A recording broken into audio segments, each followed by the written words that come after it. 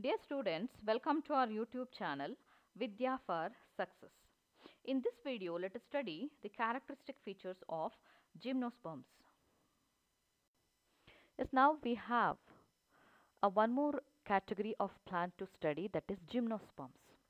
So gymnosperms are the group of plants. They are coming very next to the pteridophytes according to a phylogenetic system of classification.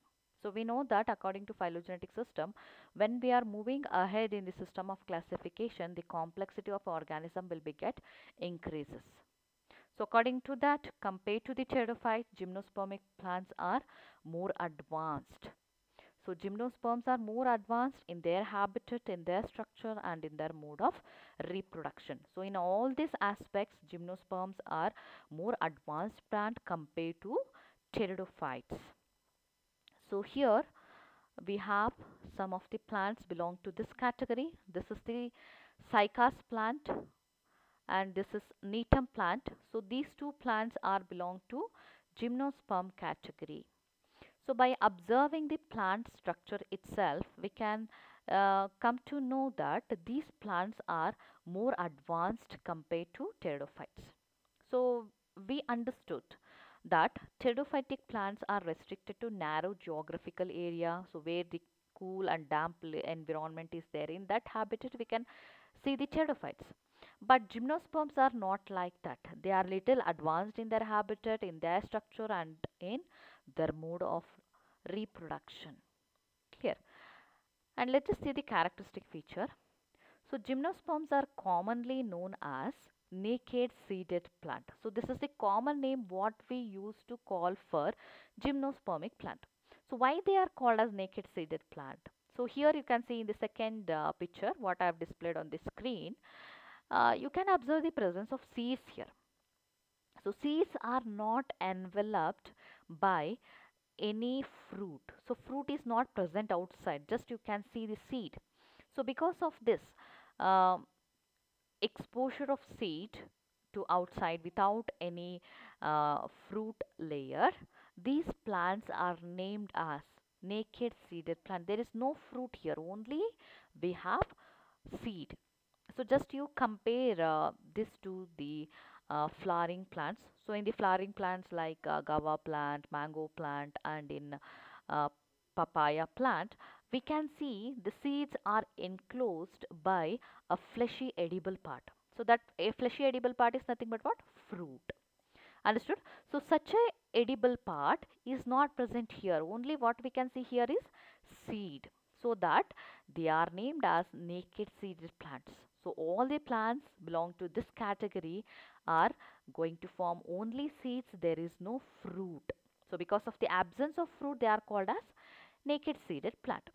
So why the fruit is absent here? What is the reason for this?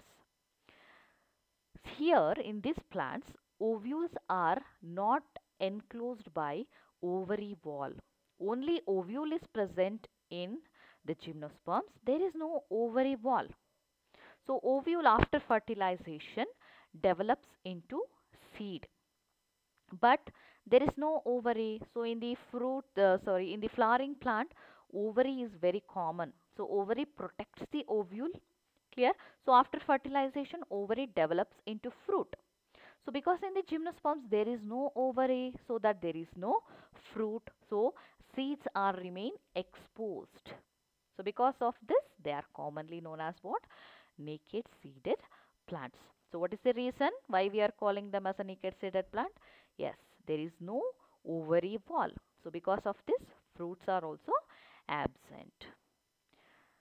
This plant, that means the main plant in the gymnosperm, is diploid sporophytic plant.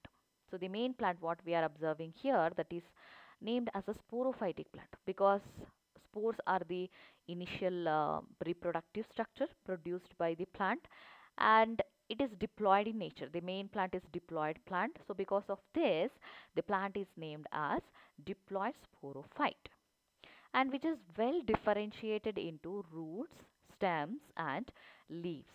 So all the parts are well differentiated here. So we have seen these parts in the pteridophytic plants also. That means we have seen roots, stem, and leaves, but those are not much developed like gymnosperms.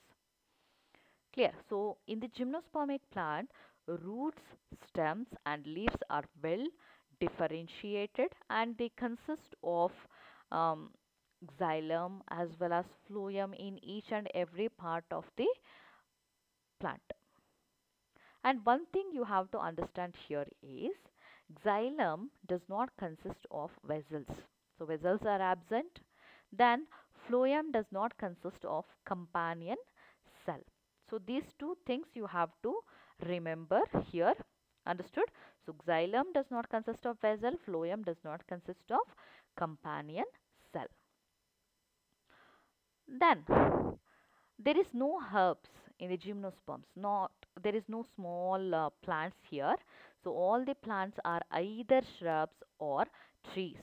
So tall trees also we have here, and all the plants are either shrubs or trees. And here we can also see one of the giant plant. The name of that giant plant is sequoia plant. It is commonly known as redwood plant. Understood? So this is very important, children. So sequoia plant is one of the tallest tree species in the gymnospermic category, and this is commonly named as redwood plant. And also we have some climbers here. So the best example of climber is Neetam plant. So Neetam is an example of woody climber. The second picture what I have displayed here, that is the Neetam plant. Understood? So there are different kinds of plantlets we can see, but there is no herbs here. So all the plants are either shrubs or trees. One of the giant plant we have, the name of the giant plant is sequoia plant, and Neetam is the example of woody climber.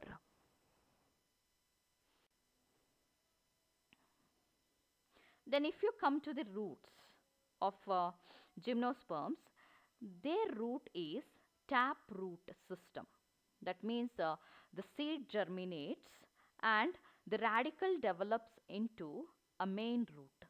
So that's why the root in the gymnospermic plant is taproot system. So taproot system consists of number of branches. So it helps in the maximum absorption of water as well as mineral from the soil. But you come just compare the structure of roots in the gymnosperm to the pteridophytic plants.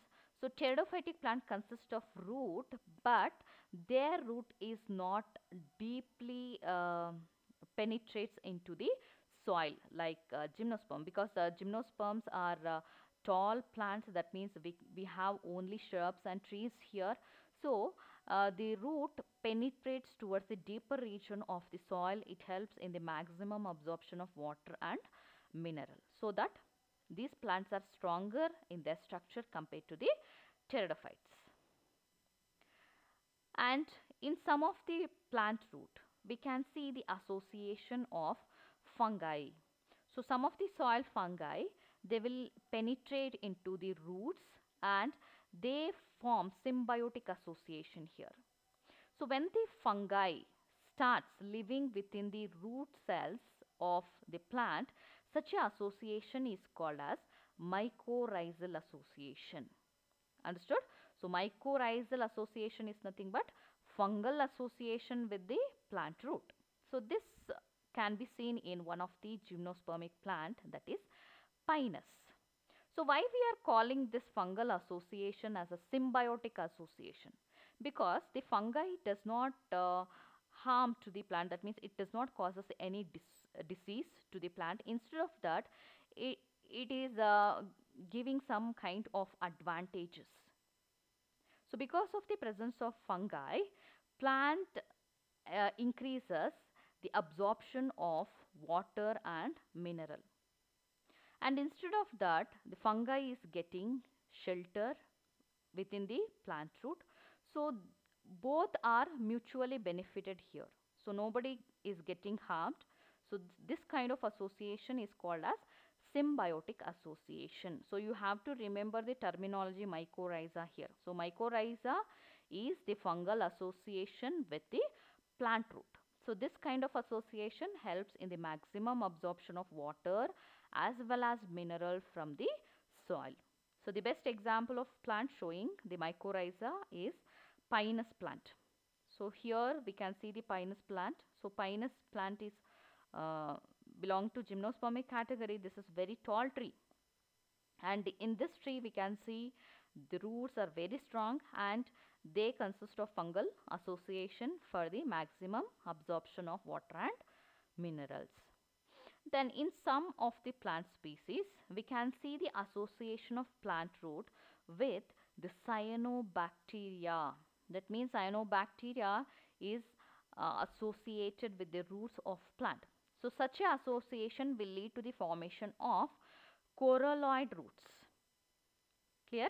So coralloid roots are the kinds of root here the cyanobacteria associated with the root.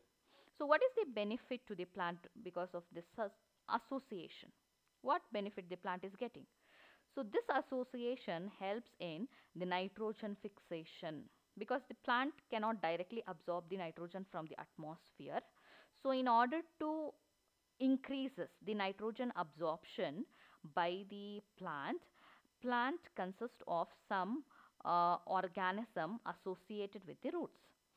So when the cyanobacteria associated with the root, such a root is considered to be a coralloid root. So this helps in nitrogen fixation. So this can be seen in the cycas plant. So this is what the coralloid roots in the cycas plant. So the coralloid root structures are somewhat different compared to the mycorrhizae association. Clear? So this kind of root can be seen in cycas plant. Clear? So we can just compare the complexity here. Understood? Just you compare the complexity to the pteridophytes. There is no this kind of complexity we have seen in the pteridophytes because pteridophytes are primitive group of plants. The plants consist of small roots, branched roots, but in the gymnosperms we can see the taproot system and the association of some microorganisms like fungi and cyanobacteria with the roots. Understood? Yes. Yes, let us understand about the one of aerial part of the plant, that is stem. So stem is the aerial part of plant and this part helps in the formation of leaves. If you see the different members of gymnosperms, we can observe two different kinds of stem. So some of the plant shows unbranched stem. So stem does not consist of branches in some plants. So the best example of plant here is cycas. So cycas plant consists of stem that is elongated without any branches. So the stem is unbranched, and in some plants the stem is highly branched. So branched stem can be seen in pinus plant and cedrus plant. So this is the pinus plant what we are observing on the screen. So this plant consists of number of branches. So branch stem can be seen here, and this is the cycas plant where we can see unbranched stem. Understood? So two different kinds of stem can be seen in different members of gymnosperms. But the main function of stem here is it helps in the formation of leaves and also it helps in the translocation of water, mineral and food to all other part of the plant. Clear? And now let us move to the one more very essential part of the plant, that is leaves. So leaves are the green part of plant. So these leaves are showing a little modification to withstand in extremes of environmental condition. So if you look into the habitat of gymnosperm, so gymnospermic plant can withstand in extremes of temperature. That means they can withstand in high temperature and they can resist high wind. So these characters because of that means these characters can be seen because of the some modifications of the plant part. So leaf modification will help the plant to withstand wind current and it helps the plant to resist high temperature. Clear? So let us understand now about the modification of leaves. So leaves are well adapted to withstand extreme temperature, humidity and wind. Then what is that modification? So leaves in the conifers. So gymnosperms are commonly called as conifers. Clear? So you will come to know why they are called as conifers in the further study of further study about the gymnosperms. So the conifers leaves are needle-like. So the shape of leaf is just needle-like, very elongated, and leaf lamina is not broad here. So just like a needle, it is very elongated and it consists of thick cuticle. Cuticle is the waxy coat can be seen on the outer surface of the leaf. So just you imagine you are applying wax to your skin during the cold season. So it helps your skin to reduce the loss of water and it uh, keep your skin in moist condition. So the same advantage the cuticle is giving to the plant in gymnosperm. So because of the thick cuticle, maximum loss of water can be reduced in the plant, and in order to reduce the water loss they also consist of modified stomata. So their stomata is sunken stomata, that means hidden stomata is present in the leaves. So this sunken stomata also reduces the loss of water. So this is what I told, the modifications. Clear? So needle-like leaves reduces the surface area of leaf. So when you have a broad leaf lamina, the number of stomata will be present more. So when the stomata more, loss of water will be takes place in more amount. So in order to reduce the loss of water, so leaf consists of reduced lamina. That means the surface area of leaf is not broad here. So needle-like leaf is present so that it is very helpful to the plant in order to reduce the water loss.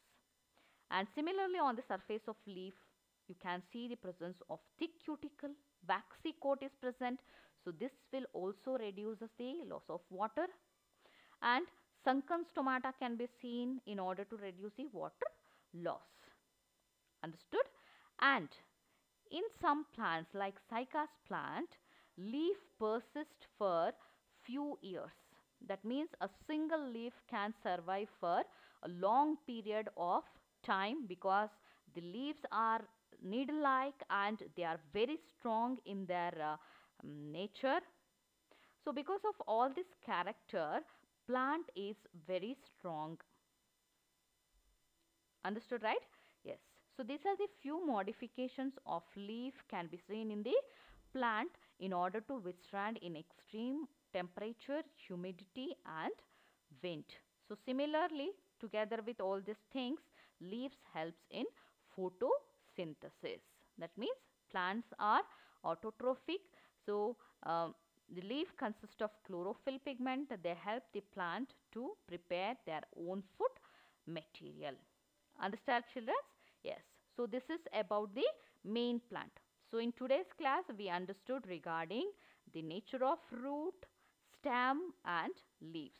So we came to know that gymnospermic plants are advanced plant compared to the pteridophytic plant in their habitat, in their structure. So in our next video, let us understand about the reproductive structures of gymnosperms. Yes, thank you.